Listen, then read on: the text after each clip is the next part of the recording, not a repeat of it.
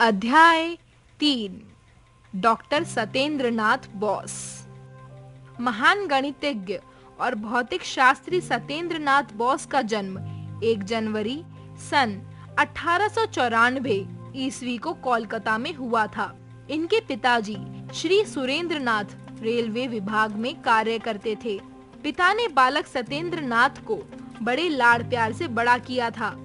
इनके पिता ज्योतिष विज्ञान को बहुत माना करते थे। एक बार एक ज्योतिषी ने बालक सत्येंद्र नाथ के बारे में भविष्यवाणी की कि यह बालक बड़ा होकर सारे विश्व में प्रसिद्धि पाएगा, और ऐसा ही हुआ। सत्येंद्र नाथ आरंभ से ही तीव्र बुद्धि थे। वे बड़े प्रतिभाशाली थे। उनकी आरंभिक शिक्षा एक हिंदू विद्यालय में हुई। वे जो पाठ पढ़ा करते थे उसे शीघ्र ही याद कर लिया करते थे। अध्यापक भी उनकी प्रशंसा करते न थकते थे। एक बार उन्होंने गणित की 100 अंकों की परीक्षा में 110 अंक प्राप्त किए। 110 अंक इसलिए क्योंकि सत्येंद्र नाथ ने एक प्रश्न को कई विधियों से हल किया था। इसी से उनकी प्रतिभा का पता चल गया। वे सदैव कक्षा में प्रथम आते थे।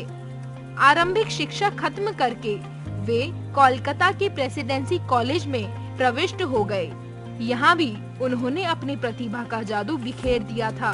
सन 1915 में उन्होंने कोलकाता विश्वविद्यालय से प्रथम स्थान पाकर गणित में एमएससी की परीक्षा उत्तीर्ण की। साथ ही उन्होंने प्रसिद्ध वैज्ञानिक एल्बर्ट आइंस्टाइन के सापेक्षिकता के सिद्धांत का अंग्रेजी अनुवाद किया। यह अनुवाद बहुत प्रशंसनीय रहा। सन 1917 में कोलकाता विश्वविद्यालय में गणित एवं भौतिक विभाग के शुभ आरंभ पर वे प्राध्यापक नियुक्त किए गए। उन्होंने भौतिकी तथा गणित दोनों का ही अध्यापन किया। अध्यापन कार्य के साथ उनका अनुसंधान कार्य भी चलता रहा। नाभिकीय भौतिकी तथा चुंबकत्व विषय पर उनका गहन अध्ययन भी चलता रहा। सन 1921 में बोस ढाका विश्वविद्यालय में गणित के प्राध्यापक चुने गए। वहीं पर उन्होंने 2 शोध पत्र लिखे। एल्बर्ट आइंस्टाइन उन शोध पत्रों को पढ़कर बहुत प्रसन्न हुए तथा उनका अनुवाद कर उन्हें जर्मन पत्रिका में प्रकाशन के लिए भेज दिया। प्रकाशन के पश्चात प्रशंसाओं का तांता सा लग गया। उनकी प्रसिद्धि विदेशों में भी हुई और उनका नाम एल्बर्ट आइंस्टाइन के साथ लिया जाने लगा। इससे सत्येंद्र नाथ बोस का उत्साह और अधिक बढ़ गया। उनके इसी काम के परिणाम स्वरूप ढाका विश्वविद्यालय की तरफ से उन्हें यूरोप जाने का अवसर मिला। वहां आइंस्टाइन ने बोस का हार्दिक स्वागत किया। उन्होंने मैडम क्यूरी और डी ब्रोगली के साथ कार्य किया। सभी वैज्ञानिकों ने उनकी प्रशंसा की। यूरोप से वापस ढाका आने पर उन्हें सम्मानित कर विश्वविद्यालय के भौतिक विभाग का अध्यक्ष नियुक्त कर दिया गया।